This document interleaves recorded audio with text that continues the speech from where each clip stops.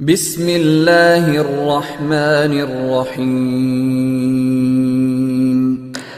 اس دنیا میں اللہ رب العزت نے کوئی بھی چیز بیکار یا بے فائدہ خلق نہیں فرمائی، بلکہ جو کچھ بھی اس نے بنایا ہے کسی نہ کسی مقصد کے تحت بنایا ہے۔ سورج روشنی دیتا ہے تو چاند راتوں کے اندھیروں میں اجالا بخشتا ہے، بادل پانی برساتا ہے اور پانی سے کھیتی ہری بھری ہوتی ہے۔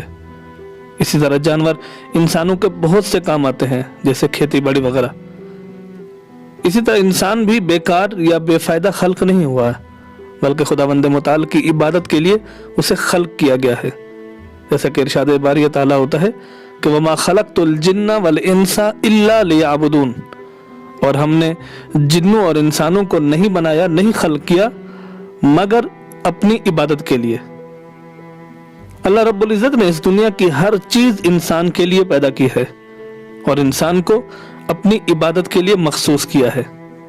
اس دنیا میں ہمیں یہ اصول نظر آتا ہے کہ ہر مخلوق اپنے سے بلند کے لیے پیدا کی گئی ہے۔ گھاس اس لیے پیدا ہوئی ہے کہ اسے جانور کھائیں، جانور اس لیے پیدا ہوئے کہ وہ انسان کے کام آئیں، اور انسان خدا کے احکام ماننے اور اس کی عبادت کرنے کے لیے پیدا ہوئے ہیں۔ 11ویں تاجدار ولایت امام حسن عسکری علیہ السلام کے بچپن کا ایک واقعہ ہے کہ آپ بچوں کے ساتھ ایک گراؤنڈ میں موجود تھے جہاں پر سب بچے کھیل کود میں مصروف تھے، لیکن برعکس ان کے امام کھیلنے کی بجائے وہاں پر رو رہے تھے۔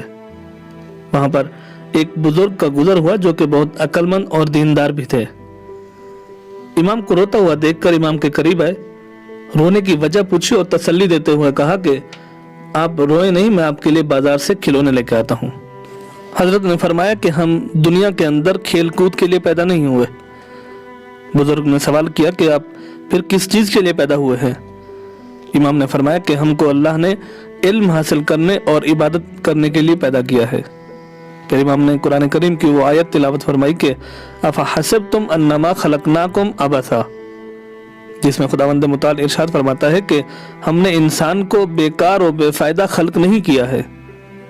وہ بزرگ ہستی امام کی باتیں سن کر سمجھ گئے کہ یہ معمولی بچہ نہیں ہے بلکہ اس زمانے کا ہادی اور امام ہے۔ اسی لیے ہم سب پر بھی یہ فرض ہے کہ اپنی زندگی کو کھیل کود میں برباد کرنے کی بجائے اسے خداوند متعال کی عبادت اور اطاعت میں صرف کرنا چاہیے۔